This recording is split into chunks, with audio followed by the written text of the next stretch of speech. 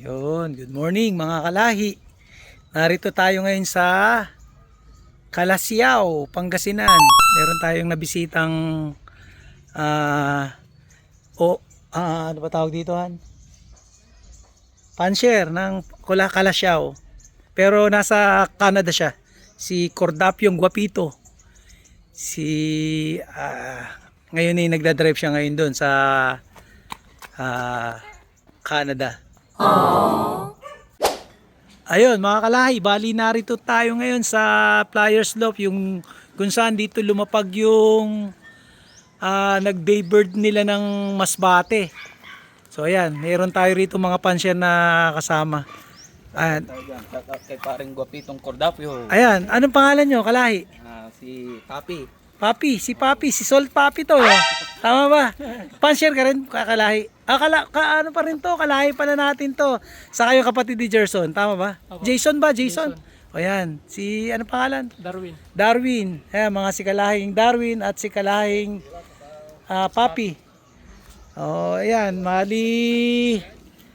Pumunta tayo rito dahil gusto natin malaman kung ano lahi ng kanyang palahi. Yun lang naman ang purpose natin dito para ipagmayabang, ipagdodo, no, Jason? Idododo natin yung napalipad nila ng Masbate. Nakakabilib yung ibon kasi parang solo daybird yung ibon eh. So, hihimayin natin kung saan nagmula yung lahi niya. So, balita ako kasi, marami akong nasasagap na balita eh tama ba hindi, mas maganda sila na magbanggit. So, ayan, puntahan natin yung ibon niya. Ito pala si Idol, itong nag-alaga, si Jason. Kalahi, baka pwedeng matigtingnan natin yung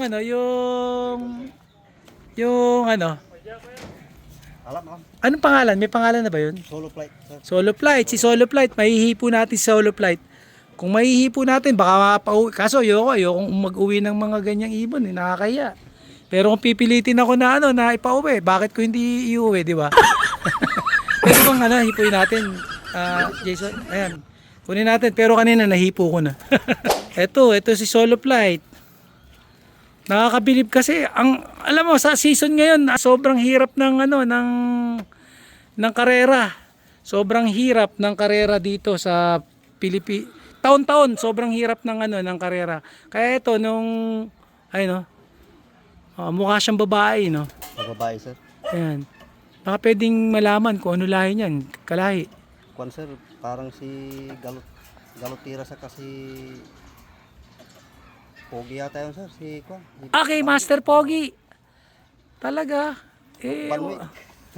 Kaya pala matitibay, makukunat. Pero yung mukhang ang nagdala ng niyan, tingin mo? O maganda lang yung combination. Actually, mga kalahin, ang unpredictable talaga ang pagbe-breed kasi base sa kanila, ano mo sa kanila? Anong prediction mo nung kinakarera mo siya?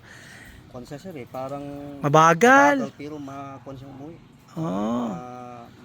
Talagang uwing-uwi kahit late na siya, uwing-uwi. Matyaga na uwi, sir. Hindi yung simula nung ginawa mo. First lap, second lap. Medyo may na yung kwan niya. Mayroon nga yung nagkasakit to, sir, na hindi pa naikarga. Saka yung first lap, nag-clock na naman. Saka second lap, okay naman yung pagka-clock niya. Kaya lang yung speed niya, sir, parang slow lang yung kwan niya. Mabagal lang. Lipad lang, no? Lipad pogi lang, yung tatawag nila.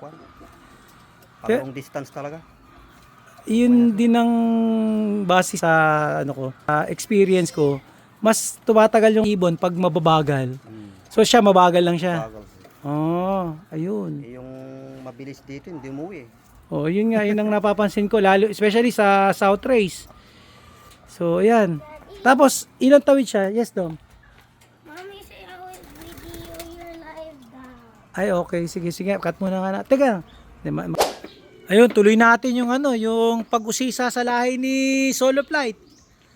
Kasi nabanggit niya, ang lahi niya ay kay Master Pogi at kay Mel Galotera, kay Boss.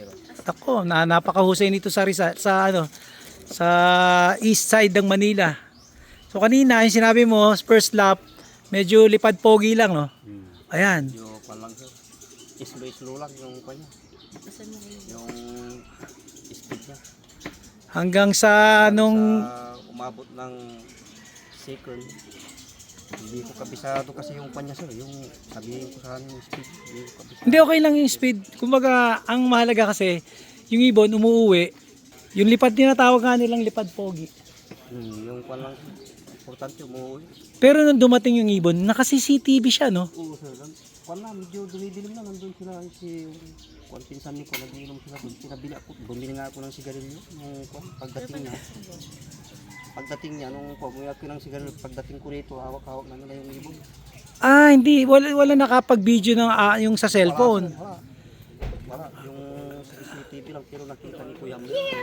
Yun pa naman yung pinaka mas magandang yung mahuhuli mo na sa actual yung pagdating ng ibon. Pagkuhan ko rito, tumakbo ako doon, nandito na yung ibon, sabi ni Kuya Mel. Oo, kasi hindi rin nga magkamayo yung tuwa ninyo. Nanginginig nga ako sir, nung kwan. Oo. Paring Jason, napaiyak nga siya doon sa kwan, kausap niya, nasa si Paring Jason, sabi niya. May bili, pero nandito lang, sabi nung kwan. Clock mo pare, kako. Ayan, tinan nyo, mga kalahay ako, kinikilabutan, no? Kasi ako, nakaka-relate ako pag halimbawang dumadating yung mga ibon na galing malayo. Minsan di rin natin i-expect dahil sa hirap eh. Oo sir. Oh, may mahirap din ang dinadaanan ng mga ibon natin eh. Kaya kahit sino, kahit sinong veteranong puncher, pag umuwi na, lalo na pag malayo. Nako, hindi talaga. Nung yung isang kausap ni Kuya Mlit noon, sinabi ko sa kanya, wala na yung ibon natin kuya, tagaw, wala na.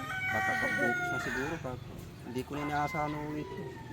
Yung nag-uwi sir, tuwang-tuwa si Paring Iro, clock mo kako. Hindi ko na play, sabi niya kasi hindi siya makapagkuhan eh. Nung, Mapag-text. ganyan naman ako ng ganyan. Nanginginig. Hanggang sa clock ko. Hindi Hanggang sa tumagal sir. Puro congrats na yun. Oo. Yung pala yung Sobra. kwan mo eh, sa Basta mga kalahi, kumbaga, mixed emotion po pag ikaw inuwian ka ng ibon. Minsan maiiyak ka pa nga dyan eh. Kasi yung pagod na natin, yung pagod ng puncher, pagod, hirap, minsan puyat. Pag inuwian ka ng ganyang ibon, talagang hindi mo mapaliwanag eh. Parang lahat ng pagod mo mawawala. Lahat mawawala yan. Uwian ka ng ganyan. Ang ganda ng ibon, no? Padres pa sir. Pearl eye siya, mga kalahi, pearl eye. So yun po ang pinuntahan natin dito para malaman ko kung ano lahi niyan. Yun nga, sinabi niya kay Boss Mel daw, Mel Galotera, at kay Master Pogi. So napakagandang hen, solo flight. Nakakabilib talaga kasi sa taon-taon na karera rito sa Pilipinas, ang hirap, napakahirap ng karera. So congratulations sa partner niya kay Boss Guapitong Cordapio. Salamat sa iyo. Oh. Hahawakan ng lahi. Hawakan ko. Nako, napakaganda. Kaso babae, si Janela, babae din eh. Maganda sana mag-co-breeding pag ganitong mga ibon. Guapito, baka pwedeng co-breeding tayo. Pag totombuhin ko si Janela. Ang ganda. Pero kwan sir, 17 yung mga yan, dalawa lang yung natira. Hindi kasi ako nag-start ako 40. Oh, mga kalahi, 40 po yung nagsimula sa akin ng Derby ng South. So ang nag-clock sa akin ng huli, isa lang. Pero may last lap pa kami, Tacloban. So wala, hindi mo talaga masasabi. So ayan, oh. Makita tayo sa Maynila. O yan o. O yan o, ulit yung mga magpapa-shoutout. Palapitin mo sila dito. Oh, teka lang. Palapitin mo sila dito. Mga kalay, ito ang pinakamasarap. Nga pala, pa-shoutout sa Hindi rito shout, ito live. Ito, kaya pinakamasarap pinakamasarap na part ng paglilibot natin sa mga puncher. Ito, ayan o. Ito ang pinakamasarap na part. Specialty dito sa Pangasinan. Saka si Darwin. Ayun na pa nagsasabing So, Darwin. ito yung specialty sa Nabubulol pa. ano. Ayan, ito po. Specialty ng ano. Specialty po ito ng ng Pangasinan. Pigar-pigar.